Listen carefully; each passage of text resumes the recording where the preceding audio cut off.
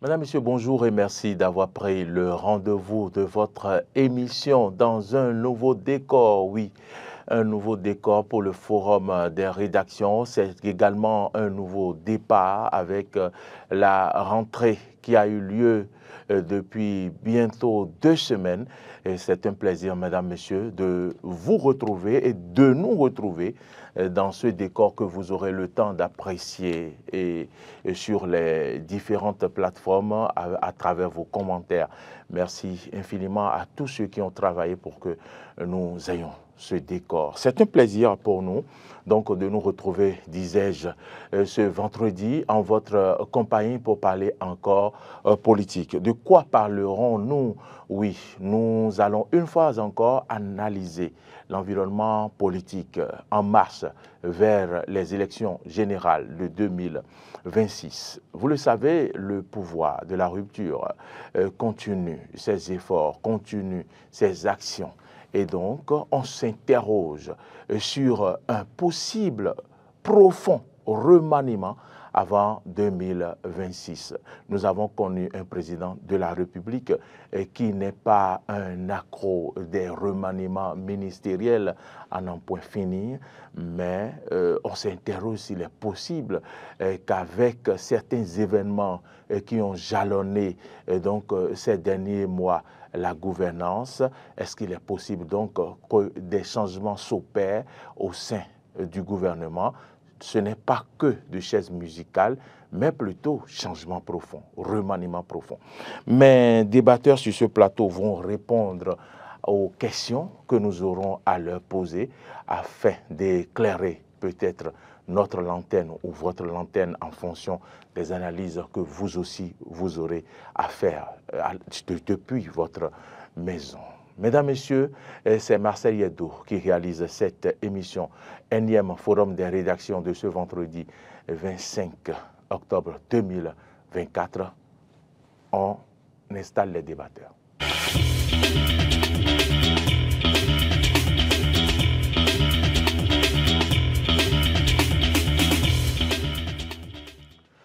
À ma droite, Hamzat Abdoulaye. Bonjour Hamzat, bonsoir Hamzat. Bonjour, bonsoir. Vous êtes analyste politique, vous êtes, je vais dire, analyste géopolitique, je peux dire ça? Oui, analyste politique et géopolitique, spécialiste des questions internationales. Et souvent, vos analyses sont appréciées. C'est pourquoi, malgré toutes vos occupations, nous faisons l'effort de vous inviter dans ce studio pour des analyses plus pointues sur des faits politiques. Merci d'être venu dans ce studio. C'est toujours un plaisir, je pense, d'être ici et le plaisir encore plus renforcé d'être dans ce nouveau décor, ce qui illustre certainement une nouvelle aventure avec une nouvelle dynamique. Merci beaucoup pour votre appréciation, Hamzat Abdoulaye. À ma gauche, lui, on ne le présente plus. Depuis plusieurs semaines, il s'illustre sur le forum de la rédaction. Il prend son quartier sur le forum de la rédaction. Bonsoir, Hector Zogo. Bonsoir, Mauriel. Bonsoir, Hamzat. Bonsoir également aux téléspectateurs. C'est un plaisir de me retrouver une fois encore avec vous. Alors, le décor ainsi planté, j'allais dire, les invités présentés. Allons-y pour la première question. Pour rappel, nous connaissons les habitudes, oui, du gouvernement de la rupture et plus précisément du président de la République. Hamzat Abdoulaye, Hector Zogo, rappelez-nous un peu les habitudes de gouvernance que nous avons connues sous la rupture, si l'on sait que sous le régime défunt, les remaniements se faisaient, je ne vais pas dire à tout bout de champ, mais de façon périodique. Écoutez, beaucoup voient la question des remaniements ministériels comme étant un jeu de chaises musicales à ne pas en finir, comme vous étiez en train de le dire, mais en politique, en réalité, il faut parfois se conditionner par rapport aux réalités du terrain. J'évoquais il y a quelques semaines la question de la réelle politique, mais justement, cette réelle politique conditionne l'aménagement des ministères, les nominations sur les postes clés et quelquefois réoriente la vision du chef de l'État. Alors quand je parle du chef de l'État, je généralise parce que sous d'autres cieux, on ne voit pas la question des remaniements ministériels comme étant une question ou un point négatif. Mais en revenant à notre contexte béninois, il faut préciser une chose importante. Avant 2016, effectivement, on constate que les remaniements ministériels étaient parfois en fonction d'enjeux et de jeux troubles qui n'avaient parfois rien à voir avec le terrain et parfois rien à voir avec la réelle politique. Il suffisait parfois qu'il y ait une messe d'action de grâce pour que le lendemain, on vous nomme à la tête d'un ministère, sans qu'il y ait en réalité derrière une vision politique ou une vision liée à l'idéal du chef de l'État. Mais depuis 2016, donc, on remarque effectivement qu'il y a moins de remaniements ministériels. Et je citerai le chef de l'État quand il disait lors d'une réception d'un chef d'État de la sous-région qu'on ne changeait pas une équipe qui gagne. Et cela sous-entend quoi? Cela sous-entend qu'il est sur une vision du long terme, axé sur une équipe, en tout cas sur le fond d'une équipe qui ne change pas de façon claire.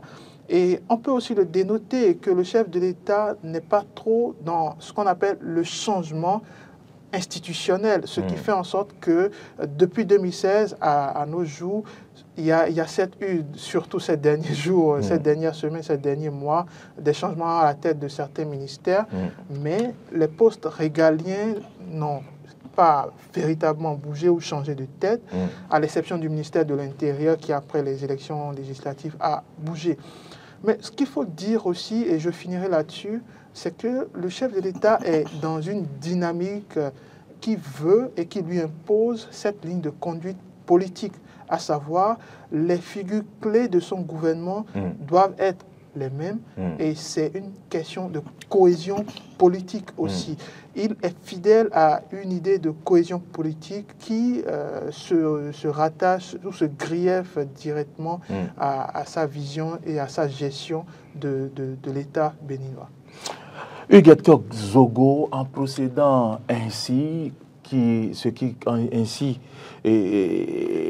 cette façon de faire qui consiste donc à maintenir son équipe avec laquelle l'on travaille sur le long terme, n'est-ce pas une autre forme de gouvernance, n'est-ce pas une façon donc de pérenniser les actions et surtout le suivi des actions qui sont en train d'être menées? Alors, il faudrait qu'on puisse partir de notre contexte sociologique. Pour moi, c'est déjà le plus important. Notre contexte sociologique qui nous contraint d'une manière ou d'une autre à pouvoir balayer tous ceux qui se retrouvaient dans un environnement proche ou lointain, à pouvoir occuper des postes d'ordre stratégique quand on est nommé ministre de la République. Vous verrez tout de suite que dès que le nouveau ministre s'installe, il va faire partir le directeur de cabinet, il va faire partir le secrétaire général, il va faire partir le directeur de la prospection. Or, c'est des postes assez stratégiques qui ne sont pas là, normalement, pour la personnalité du ministre de la République, mais pour le peuple. Parce qu'en fait, c'est des acteurs, quoique politiques et administratifs, qui pensent effectivement à l'idée à mettre en place pour faire émerger le département ministériel.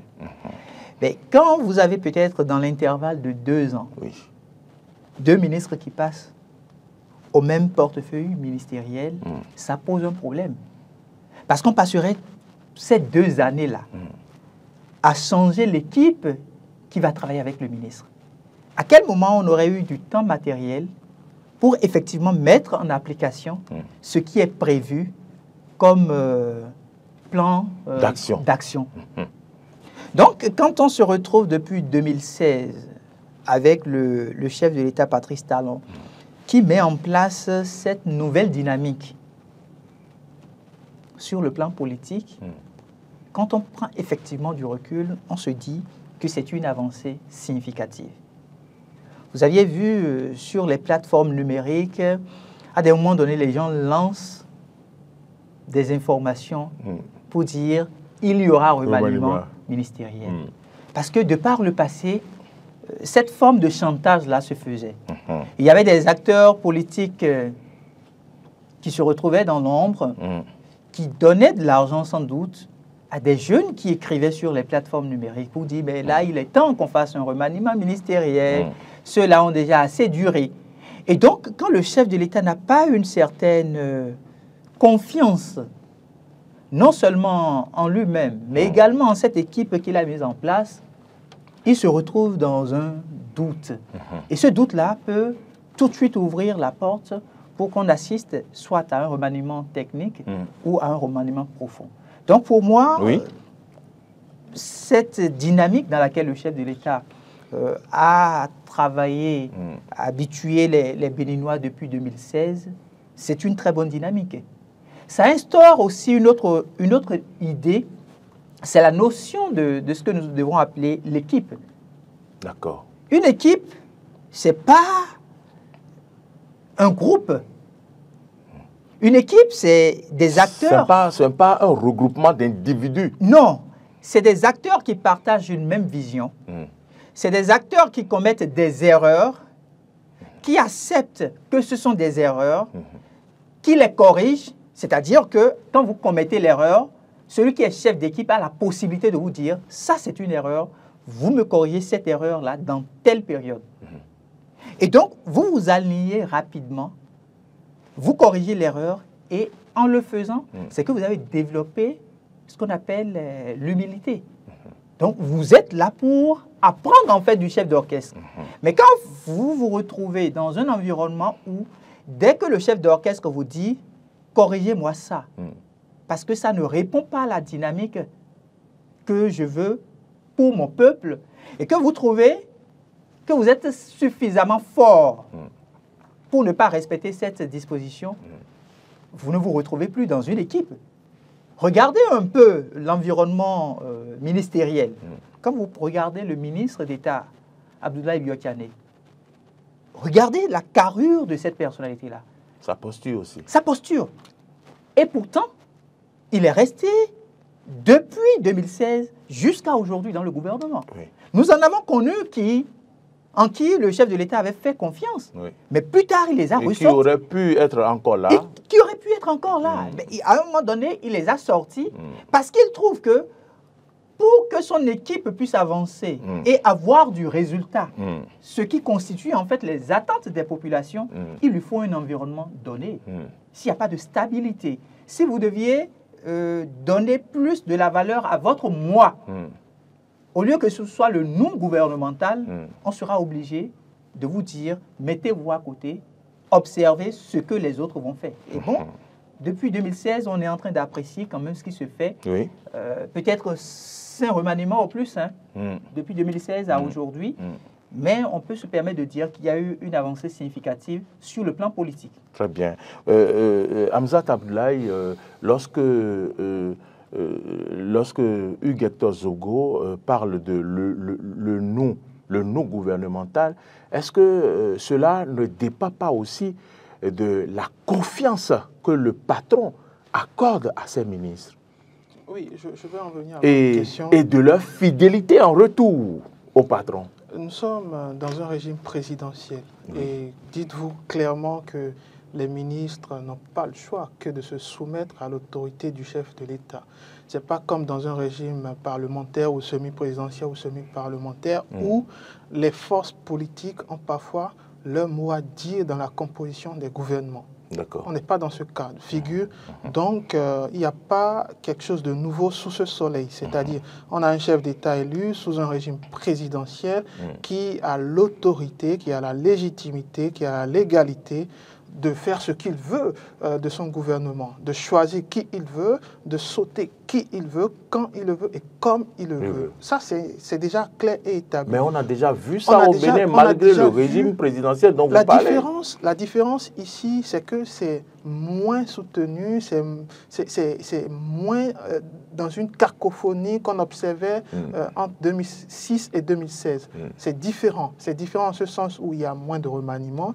Hugues l'a souligné, surtout à la fin de son développement. En revanche, je trouve que cela ne veut pas pour autant dire. L'absence de remaniement ne veut pas dire progrès politique. Absence de remaniement ne veut pas dire, et soyons certains là-dessus, avancée notable sociale et politique. Au contraire, parce que moi, je suis surtout précis. Vous parlez dans le cas général. Factuel, surtout. Vous faites une analyse générale. Je ne fais pas qu'une analyse générale, mais elle est aussi spécifique, en ce sens où quand vous prenez le factuel et quand vous prenez les postes ministériels en question, chacun, en réalité, a un cahier de charge à respecter. Et chaque personne nommée doit proposer une feuille de route qui doit être dans l'alternative, qui doit être dans la logique, je vais dire, de ce cahier de charge qui lui est attribué. Alors, bien entendu, si le chef vous confie une mission, peu importe les domaines, même ici, à la télé, si votre chef vous confie un cahier de charge, vous confie des instructions bien précises et qu'à la fin, il n'y a pas de résultat, c'est clair qu'il y aura une demande d'explication. Et si la demande d'explication n'est pas convaincante, eh bien, vous pouvez être mis à pied. Je ne dis pas pour vous parce que je sais que vous êtes efficace. Donc, c'est pour dire en parallèle donc, que quand on vous nomme à un poste ministériel et que le résultat n'est pas suivi, c'est normal qu'on vous mette de côté. Ça n'a rien à voir avec une considération politique aujourd'hui. Et c'est ce qu'on note aujourd'hui comme différent avec le régime de la rupture. C'est-à-dire, on nomme des gens parfois ou très souvent eu égard à leurs compétences, parce que vous allez l'observer, hein, surtout sur les postes régaliens, c'est des personnes très compétentes. Mais de l'autre côté également, cela ne veut pas dire clairement que ça avance pour autant l'ensemble ou les visions collectives. Le deuxième point sur lequel je veux m'avancer, c'est que on peut saluer effectivement qu'il y ait moins de remaniements, qu'il y ait moins de départs, d'entrées au sein des multiples ministères au Bénin. Mais moi, j'insiste vraiment là-dessus. Le chef de l'État a une vision claire et établie de ce qu'est gouverner. Mais gouverner, ce n'est pas aller seulement que dans un seul sens. C'est parfois écouter ce qui se passe, c'est-à-dire écouter le social, écouter l'économie et le financier, écouter tous les autres aspects de la vie quotidienne de votre pays. Et c'est en cela je souligne parfois l'inefficacité de ne pas faire bouger les gouvernements. Parce que quand vous observez que votre économie ne décolle pas pour autant, je donne un exemple simple. Parfois, il faut aller au fond pour comprendre qui sont les personnes clés qui devraient être changées si possible pour que cela avance. Je ne dis pas qu'il faut changer le ministre de l'économie, loin de là, mais je ne donne qu'un exemple parmi tant d'autres. On a vu le chef de l'État changer la tête du ministère des Affaires étrangères, certainement parce que la ligne directrice au sommet de cette direction, de ce poste régalien, n'était pas satisfaisant vis-à-vis de ses objectifs à lui, ce qu'on peut comprendre. Donc, il y a eu un changement en ce sens. Et je termine là-dessus en disant, nous sommes en train de fermer un chapitre très important de la gestion de notre vie politique au Bénin. Nous sommes d'ailleurs à la veille des élections générales en 2026. Et pour moi, il est clair et établi que remaniement est à venir. C'est inévitable. En ce sens où... On va y revenir. Oui, on va y revenir, mais c'est inévitable en ce sens où, si vous voulez mieux redistribuer les cartes, il est important parfois de faire des choix politiques. Là, il ne s'agit plus d'un choix lié à son objectif originel en 2016 ou en 2021. Aujourd'hui, il s'agit de faire des choix stratégiques et politique. Et ne pas le faire pourrait être un couteau à adresser correctement la question pour qu'on en parle, puisque nous sommes en train de faire l'état des lieux, ce qu'on observe pour le moment. Et Hugues, vous avez une réaction par rapport à l'intervention d'Hermza? Oui, la réaction que j'ai, c'est d'aller peut-être dans la même dynamique que ce qui a été parlé, ce qui a été partagé, parce que C'est assez pertinent comme point de vue. Et je trouve qu'il n'y a pas autre chose à dire. D'accord. Cela dit, est-il alors possible que le chef de l'État opère donc des changements, je dis bien changements profonds, avant 2026? Oui, quand je dis profond, vous comprenez que ce n'est pas seulement un changement, un jeu de chaises musicales ou bien un sorti, un rentré, un changement profond. Nous avons vu des ministres qui ont déjà fait 8 ans, d'accord, dans leur ministère. Nous avons vu d'autres qui ont fait 5 ans. Beaucoup d'autres ont encore d'autres chantiers, d'autres objectifs qu'on leur a fixés. Au regard de tout cela et des derniers événements politiques, pensez-vous qu'il va falloir obligatoirement que le chef de l'État fasse alors un changement profond avant 2016? Alors, quand on gagne les élections, c'est pour les conserver. C'est pour conserver le fauteuil présidentiel. C'est pour conserver le fauteuil de député. C'est pour conserver le fauteuil de maire. On ne gagne pas les élections pour du jour au lendemain permettre à son adversaire politique de le lui arracher.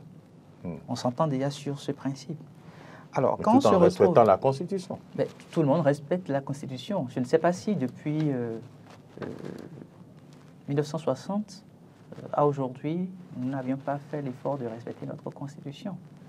On vous a compris. Tous ceux qui sont passés à la tête de notre État ont toujours fait l'effort de respecter la Constitution. Cela dit, le chef de l'État, Patrice Talon aussi, va respecter la Constitution. Alors, quand je m'intéresse à votre question, qui est assez pertinente, parce que vous mettez l'accent sur le mot profond. Déjà, dès qu'on se retrouve à 2 ans des élections, que ce soit les élections présidentielles, législatives, et communales ou municipales, les acteurs en place commencent déjà à réfléchir à l'heure après.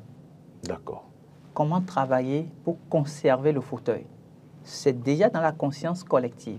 Et tout de suite, vous voyez les populations qui se déplacent aussi vers elles, vers ces acteurs-là, vers eux donc, du moins, pour dire comment allons-nous préparer les élections. Voici ce que nous avons l'intention de proposer pour qu'ils puissent rester ensemble avec nous, pour qu'on préserve les acquis. Les acquis, c'est le fauteuil gagné.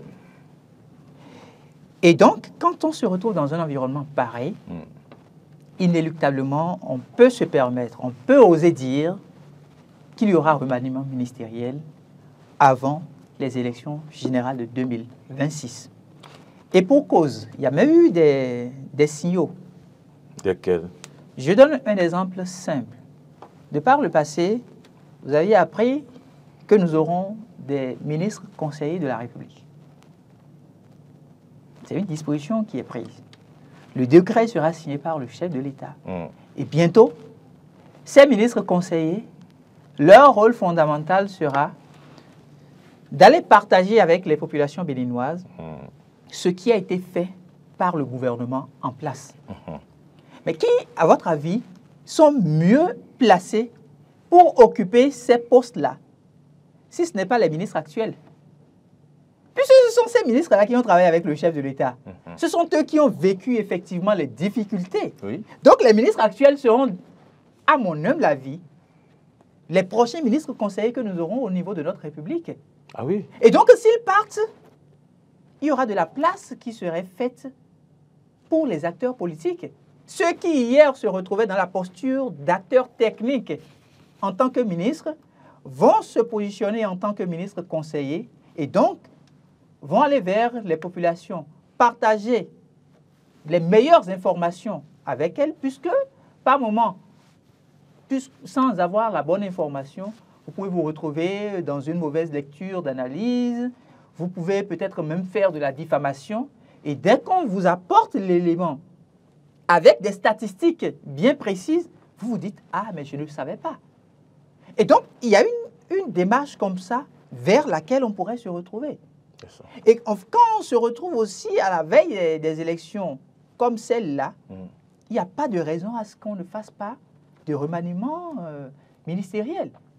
Vous avez vu un autre signal il y a eu le bloc républicain et le parti Union progressiste, le Renouveau, qui se sont retrouvés pour l'accord de gouvernance. Tout à fait. Tout ça, c'est des signaux pour dire qu'on est effectivement en train de préparer les élections. Au moment où ils sont en train de le faire, les autres partis de la mouvance seraient logés à quel niveau? Puisque ce n'est pas que l'Union progressiste, le Renouveau, et le bloc républicain qui vont travailler à élire le prochain chef d'État. Ce sont tous les acteurs de la mouvance.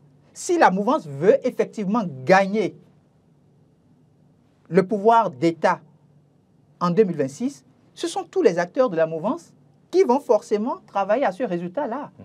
Mais voilà que depuis 8 ans, ils n'ont pas occupé des postes stratégiques leur permettant d'être au contact quotidien avec le chef de l'État. Parce que quand vous êtes, par exemple, le chef de parti et vous prenez votre téléphone, vous discutez avec le chef de l'État, ce n'est pas la même chose que si vous êtes ministre de la République. D'accord. Parce que dès que vous êtes ministre de la République, tout au moins, si vous n'êtes pas en mission, vous avez la possibilité de rencontrer le chef de l'État une fois par semaine, en Conseil des ministres. Et donc, s'il y a quelque chose à dire au chef de l'État, vous le lui soufflez rapidement à l'oreille. Donc, pour moi, inéluctablement, il y aura remaniement ministériel avant 2026. Très bien. Hamzat. Oui, ce qui vient de dire est très profond. Mais moi, je n'ai pas de bout de cristal pour dire l'avenir. Ça, c'est sûr. Je ne peux pas dire que les ministres aujourd'hui seront demain des conseillers ministériels. On ne peut pas le savoir. D'accord. Mais sur tout le reste, je suis d'accord avec Hugues par rapport à son développement. Je veux souligner aussi un aspect très important, c'est que nous avons opéré des réformes du code électoral, du système partisan, et ça aura un impact décisif par rapport aux prochaines semaines qui arrivent. Je le dis pourquoi. Quand vous êtes dans l'antichambre, comme je le disais tout à l'heure, d'une élection aussi capitale que sont ces élections générales, parce que là, c'est des élections générales, et les enjeux sont énormes et considérables. Je le dis aussi, et j'insiste vraiment là-dessus, c'est que la carrière et l'avenir de plusieurs personnes et personnalités au sein du gouvernement et autour du gouvernement se jouent à partir de maintenant. Comment trouver la stratégie? Parce que là, on parle de la force des partis politiques. Donc, comment trouver cette stratégie pour pouvoir être influent au sein du parti politique? Est-ce en se rattachant au pantalon du chef de l'État? Je ne pense pas. Parce qu'aujourd'hui, le chef de l'État, en tout cas d'après ce qu'il dit, c'est qu'il veut laisser le lead aux partis politiques de décider d'eux-mêmes. Bon, espérons que ce soit vrai. Tout le monde l'espère, que ça puisse être réel. Parce qu'on sait très bien que les idées, les opinions d'un chef planent parfois, même quand il ne le veut pas, sur la vie et l'organisation des partis politiques. Mais s'il arrivait donc que ces partis ont le lead véritable de décider de qui choisir, de comment les choisir et à quel moment les choisir, eh bien, ces ministres, ces personnalités au sommet de l'État sont obligés de jouer à leur propre niveau le combat de leur avenir. Et le combat de leur avenir, c'est quoi? C'est de se dire dès maintenant, ou de dire clairement au chef de l'État, mon avenir est en jeu et je veux jouer un rôle décisif à partir de 2026, donc je démissionne. Bon, la démission n'est pas bon, dans le sang, effectivement, mais je pense que eu égard à ces réformes opérées, ces multiples réformes opérées du code électoral, du système partisan, ça va être inéluctable en réalité. Ça va être la case obligatoire par laquelle il faudrait passer désormais si ils espèrent avoir un avenir politique. Ça, c'est la première chose. La deuxième chose, c'est que nous sommes un peu dans un champ où on ne peut pas faire une lecture claire et précise de comment ça va se passer. Parce que, Hugues l'a dit et je l'ai aussi répété, le remaniement est inévitable en réalité pour le chef de l'État lui-même. Je le dis parce que 3 raisons. La première, c'est que le chef de l'État continue et a toujours cette pression populaire. C'est vrai, je le disais tantôt, c'est très bien. C'est quoi? La pression populaire, c'est de ne pas voir les jeunes être l'alternance au sein de son gouvernement. C'est très bien d'avoir un gouvernement uni, qui ne change pas radicalement au fil du temps. Parce que 2016 à 2024, on peut dire qu'il y a toujours un noyau dur qui est présent et qui ne change pas. Et même ceux qui arrivent, quand ce n'est pas des techniciens, c'est souvent des proches, c'est souvent des gens qui sont vraiment collés à l'ossature du gouvernement et à la vision du chef de l'État. Mais au-delà, il n'y a pas grand-chose. Et là, le chef de l'État est attendu parce que c'est le dernier virage de sa gouvernance. Et il avait fait des promesses en 2021. Il avait promis inclure la jeunesse au sein de cette gestion de la gouvernance, au sein de cette gestion de la vie politique. Alors, qu'en est-il aujourd'hui? Quand on fait le point, la jeunesse n'est pas si représentée au sein de l'Assemblée déjà, et encore moins au sein du gouvernement. Il y a quelques têtes, allez, on l'avoue, qui sortent du lot. C'est vrai, il y a quelques têtes qui sortent du lot. Quand je prends le porte-parole du gouvernement, on peut encore dire qu'il est un jeune, n'est-ce pas? Il est bien un jeune. On peut le dire, parce que la jeunesse serait un état d'esprit. Même le ministre des Finances, c'est un jeune. Serait un jeune. C'est un jeune. En tout cas, vous le dites et je le comprends. Donc, il y a tout de même ces figures qui font un peu exception. Mais l'attente reste. Et ça doit être comblé. Et comment le combler? En faisant un dernier remaniement stratégique. Je ne dis pas qu'il faut le faire pour le faire, évidemment pas. Il y a des jeunes qui sont compétents. Il y a des jeunes au sein des partis. Qu'est-ce que ce remaniement apportera alors? Alors ça apportera un plus par rapport au travail qu'a fait le chef de l'État de 2016 à aujourd'hui, clairement. Il ne faudrait pas que l'esprit de pouvoir maintenir cette équipe qui gagne tout le temps reste dans sa tête, parce qu'on ne sommes pas sur un terrain de football. Et même sur un terrain de football, on change.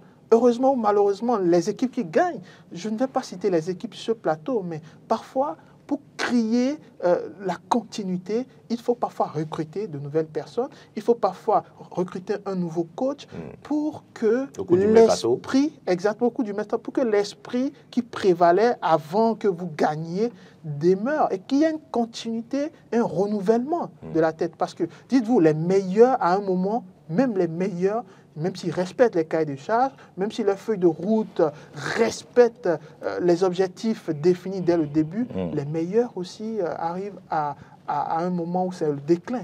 Et il va falloir penser à renouveler ces meilleurs, il va falloir penser à intégrer cette jeunesse qui patiente finalement depuis 2016.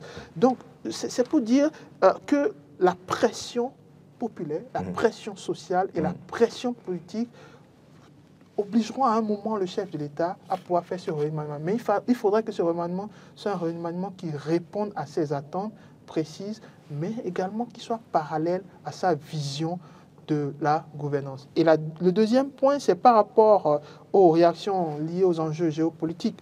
On va le dire, le contexte international et régional aussi, sous-régional, joue un rôle clé au sein de ce possible remaniement. Je le dis pourquoi. Vous allez constater que notre nouveau ministre des Affaires étrangères ou notre ministère des Affaires étrangères a plus ou moins changé sa dynamique, sa vision de ce qu'est la politique extérieure.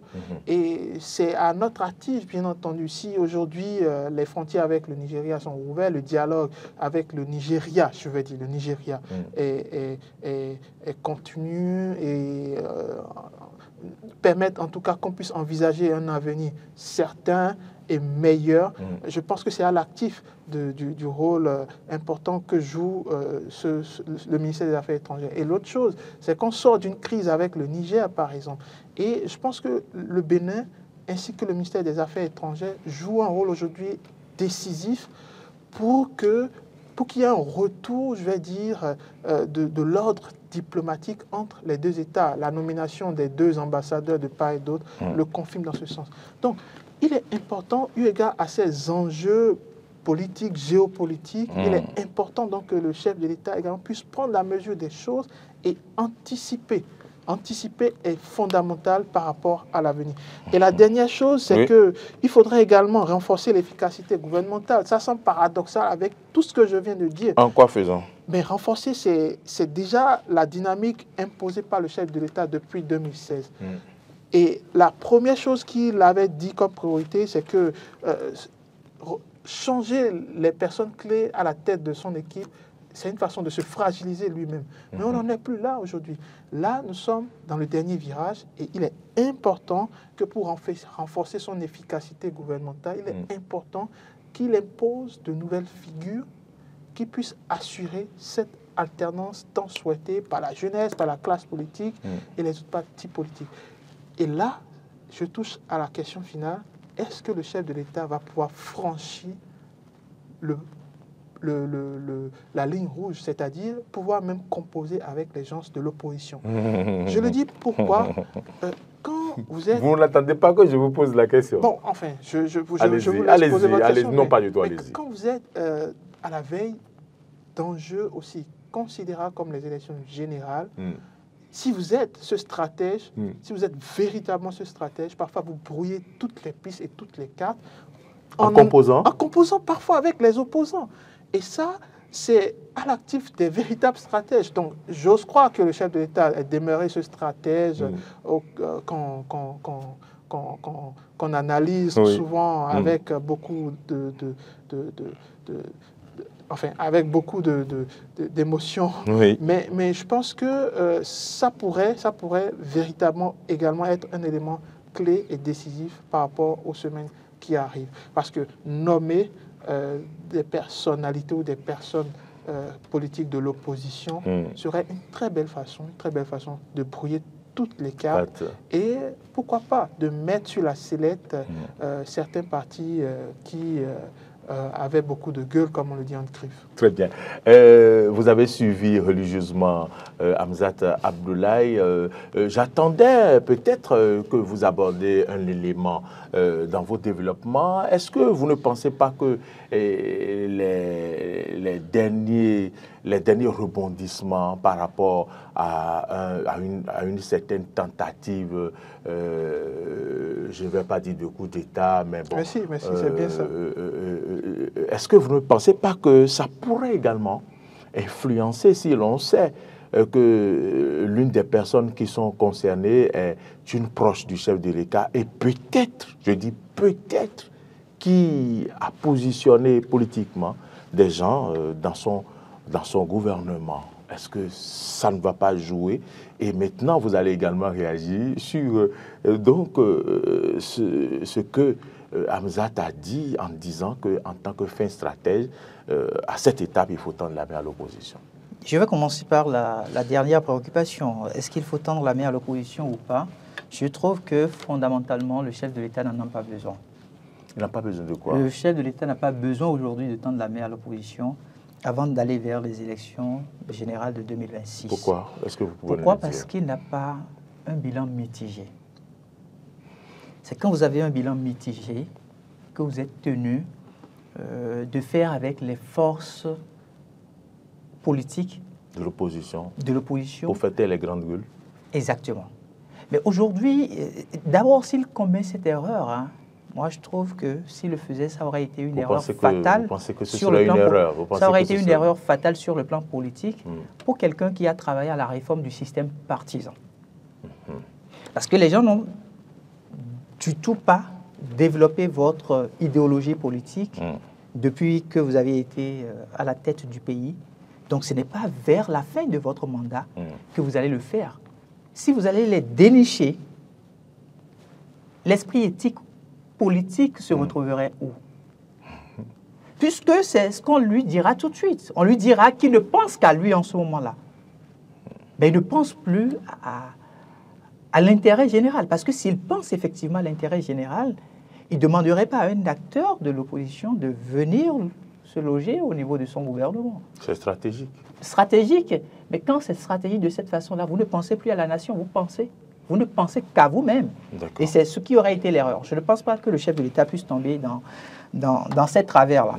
Alors, pour avancer, je voudrais quand même rectifier quelque chose. Je pense que le chef de l'État, Patrice Talon, fait partie des chefs d'État qui ont le plus accordé du crédit ou de la confiance à des jeunes qui n'ont pratiquement pas de l'expérience. Oui. Expérience politique, vous Expérience politique, je veux dire.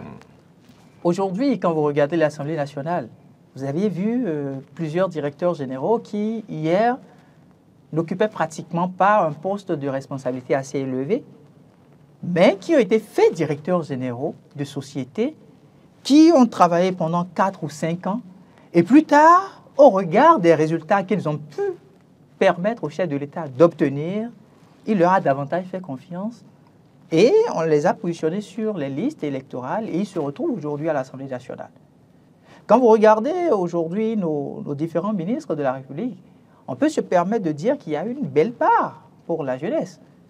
Prenez par exemple le ministre de la communication, de l'économie et des finances. Oui, la ministre de la communication. Oui, je vais commencer par le ministre de l'économie et des finances. C'est un jeune. C'est un jeune cadre.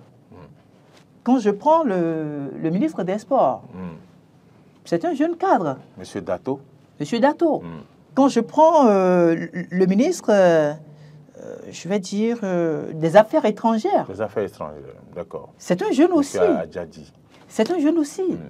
Et vous parlez du ministre de la Communication. Du ministre de la Communication, le ministre de l'économie numérique. C'est aussi un jeune. Donc on peut se permettre de dire que le chef de l'État, il a quand même pu faire confiance à la jeunesse. C'est vrai que tous les partis politiques, de la mouvance en l'occurrence, n'ont pas eu la chance de positionner suffisamment de jeunes comme ils l'auraient souhaité. Mais c'est l'environnement politique dans lequel on se retrouve. Est-ce le moment? Puisque Hamzat disait que c'est maintenant qu'il faut le faire à l'approche de 2026. Oui, mais à l'approche de 2026, est-ce qu'il faut qu'on aille chercher des jeunes sans expérience ou est-ce qu'il faut qu'on puisse tabler plus avec les responsables ou bien les chefs de partis politiques? S'il a eu par le passé à nommer des jeunes sans expérience à la tête attention, de certaines il y a les enjeux. Alors il peut nommer des jeunes, il y a les enjeux des jeunes influents politiquement parlant, dans leur localité, dans leur commune, dans leur département. Attention, ce n'est pas qu'une question de département aujourd'hui. C'est une question, je vais dire, d'État. Si vous n'avez pas un poids susceptible d'influencer l'électorat sur le plan national, je doute que le chef de l'État puisse effectivement vous faire confiance. Ils sont combien? C'est maintenant que cette loi, c'est maintenant que ce point a été donc instauré dans le code électoral. Il faut être influent sur toute l'étendue du territoire, mais ils sont combien à l'être? Vous savez, quand on nous revenons de loin. Quand on dit qu'il faut que les acteurs soient influents sur le plan national, pour moi, ce n'est pas forcément que le parti, par exemple, puisse avoir des leaders influents au niveau de chaque commune. Il y a des noms aujourd'hui au Bénin, quand on les cite, inéluctablement, le jeune enfant qui se retrouve dans une place... Encore le jeune. Est-ce qu'il y a des jeunes, non, qu'on peut citer, qu'on puisse dire, ah lui, sur le plan national, il y en a. Très bien, mais ils ne sont pas beaucoup. Il y en a, ils ne sont pas beaucoup. C'est pourquoi je trouve que, pour le compte de ce remaniement ministériel, tant attendu, le chef de l'État... Inévitable, voulez-vous dire? Inévitable. Le chef de l'État doit pouvoir faire très attention dans le casting. Il faut qu'il ouvre les cartes. Nous sommes en politique. Il faut qu'il ouvre les cartes politiques et qu'il fasse appel maintenant à tous les acteurs de la mouvance qui ont travaillé à son élection depuis pratiquement 2016. Vous voulez que je dise une chose? Dites-le-moi. Connaissant le chef de l'État et vu la façon dont il a fonctionné de 2016 à maintenant, moi je pense qu'il n'a pas forcément besoin d'un remaniement ministériel. Il en a besoin. Le remaniement ministériel s'impose au chef de l'État. Et pourquoi? Je l'ai dit tout à l'heure, il n'y a pas un bilan mitigé. C'est vous et moi qui le savons. Mais les populations qui se retrouvent au niveau des arrondissements, au niveau des hameaux, au niveau des villages, est-ce que ces populations ont la bonne information? Ces populations n'ont pas la bonne information.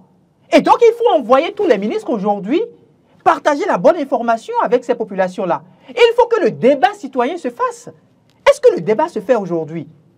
Le débat ne se fait pas. Parce que les acteurs qui doivent faire le débat ne sont pas présents sur le terrain. Nous sommes en politique. Il faut que les gens se déplacent. Il ne faudrait pas qu'il y ait une sorte de suffisance. Les partis politiques de la mouvance, quand je prends en l'occurrence l'UPR, L'UP, le renouveau. Le renouveau. Quand je prends le bloc républicain, quand je prends Renaissance nationale, quand je prends Mouel Bénin, c'est des partis qui doivent descendre sur le terrain et aller au contact des populations. C'est maintenant que ce travail-là doit se faire. Si on ne le fait pas maintenant, à quel moment ça va se faire? Vous pensez que c'est au moment où on se retrouverait en campagne et que l'on aurait l'opposition également sur le terrain à pouvoir trouver des thèmes de campagne qu'on va chercher à défendre le bilan du chef de l'État? Non! Le chef de l'État a l'obligation d'envoyer ses ministres sur le terrain. Les partis politiques doivent défendre ce qui a été fait, puisque le pays a remis de l'argent pour que le chef de l'État le développe. Alors, qu'est-ce qui a été fait? Combien de routes, combien de kilomètres de routes nous avons eu sous sa mandature, par département? Voilà des informations qui doivent être partagées. Mais qui peut mieux le faire si ce n'est pas un acteur politique? Ce n'est pas aux journalistes de se retrouver dans les hameaux pour partager cette information. Et mieux, au-delà de ça, il y a... Pour finir, il nous reste 4 minutes. Pour finir rapidement, il y a la question d'instabilité ou de conflit interne. C'est-à-dire? Au niveau des partis. Quand le chef de l'État dit, par exemple, qu'il va laisser même mise aux partis politiques pour que ce soit effectivement les partis qui travaillent à faire les positionnements, ça va être une erreur fatale. Pourquoi? Ça va être une erreur fatale. Hamzat l'a dit tout à l'heure. Chacun veut travailler à sa survie. Chacun ne travaille plus aux acquis obtenus sous la présidence du chef de l'État, Patrice Talon. Chacun veut travailler à sa survie après 2026.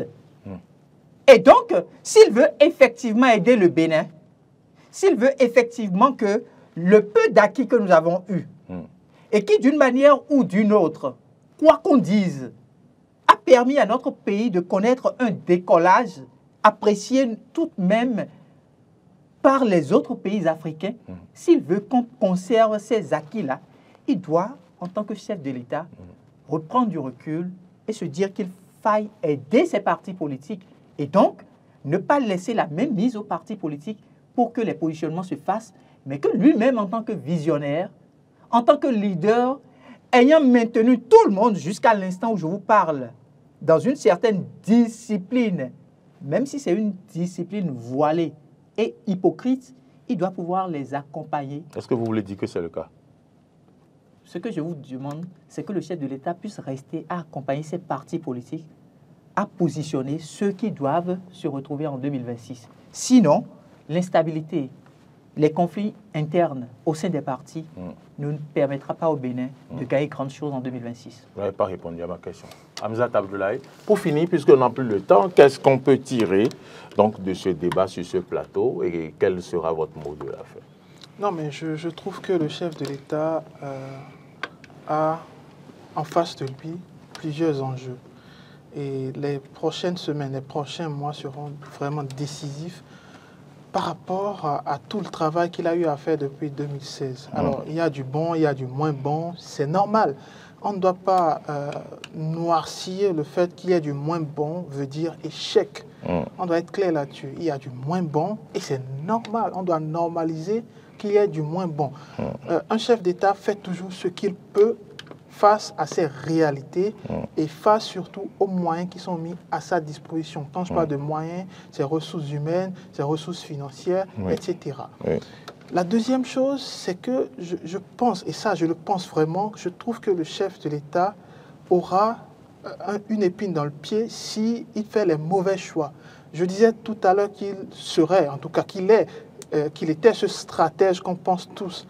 Mais parfois, ça peut lui jouer un tour, effectivement. Quand j'écoute Hugues, surtout sur la fin, où il dit pour que tout le travail ne s'effondre pas d'un seul coup, il faudrait qu'il continue d'avoir une mainmise. Le risque, c'est vrai, c'est bien qu'il y ait cette mainmise. Ça permet la cohésion, ça permet la continuité.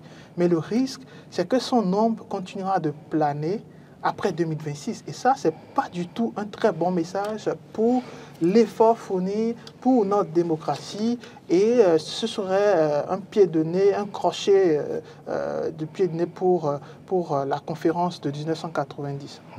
Et je termine là-dessus en évoquant un point sensible. S'il vous plaît, soyez très court, sinon on risque de partir de l'antenne sans conclusion. Je vais y arriver. Je pense qu'on ne doit pas mélanger les choses. Quand on fait des réformes et qu'on est à la tête de ces réformes, on doit pouvoir laisser les lois être appliquées, laisser ce qui a été décidé être appliqué et ne pas toujours se retrouver comme l'élément central qui veut et qui doit toujours tout organiser. Je pense qu'aujourd'hui, on a atteint cette maturité. Les précédentes élections législatives ont prouvé, en tout cas, c'était un essai. C'était un essai avec le nouveau code électoral et les différentes modifications apportées. Mais on s'en est bien tiré. Ici, il est important de laisser aujourd'hui les partis politiques, comme le chef de l'État l'a toujours voulu, décider de qui, de comment et de quelle façon ça va se faire en 2026. Parce que si son nom continue de planer, ça va tirer vers le bas tous les acquis qui ont été effectués et ce serait un peu paradoxal. La question de la jeunesse, et je finis là-dessus, la jeunesse n'est pas suffisamment représentée malheureusement au sein des instances gouvernementales, au sein même des institutions autour du gouvernement. La jeunesse n'est pas suffisante et le chef de l'État sera attendu à ce carrefour. Pourquoi? Pour deux raisons. La première raison... Vous ne pouvez plus les évoquer, il est l'heure, Hamzat. Les dernières élections ont montré que la jeunesse ne participait plus suffisamment, ou en tout cas comme cela se doit, à ces échéances. Et ça, c'est un message très important. C'est-à-dire, si vous n'arrivez pas à satisfaire la jeunesse qui occupe la majorité de votre population, eh bien, ça pourrait se retourner contre vous plus tard. Et qui manipule aujourd'hui la jeunesse? Ça pourrait être l'opposition qui pourrait saisir l'opportunité de se rabattre sur cette carte qui est délaissée. Et je trouve très important qu'il réajuste ce remaniement en considération de cette jeunesse, en considération de certaines prises de décision à l'égard de cette jeunesse. Et le deuxième point qui est aussi important, c'est que le chef de l'État doit comprendre que les enjeux décisifs se jouent aujourd'hui et que les brouilles à l'interne, j'ai entendu parler d'arrestation de ses proches, j'ai entendu comment le dire, les multiples éjections du gouvernement, de son propre parti aussi. Mais je trouve que ça, c'est un mauvais message adressé à sa propre famille politique. Parce que quand vous êtes dans l'antichambre d'élection générale, et surtout dans l'antichambre d'un départ décisif, il est important de maintenir la cohésion au sein de votre famille. Et qui mieux pour le faire, à part le chef de l'État. Merci, Hamzat Abdoulaye. Votre mot de la fin en quelques secondes. Je vous dis merci pour cette opportunité que vous me donnez. On pourra se retrouver sans aucun doute après le remaniement ministériel pour faire le point. Vous l'estimez pour quand? Non, c'est au chef de l'État de voir le parce qu'on ne continuera pas à se retrouver, on va attendre longtemps ce remaniement. Hein. Je ne vous le dis pas. Merci d'être venu sur ce plateau. C'est moi qui vous remercie. Vous êtes analyste politique, vous êtes donc le directeur de publication du journal L'Indépendant, du quotidien L'Indépendant, le journal L'Indépendant, que les populations connaissent bien. Hamzat Abdoulaye, c'était vous sur ce plateau. Merci d'être venu, malgré vos nombreuses occupations.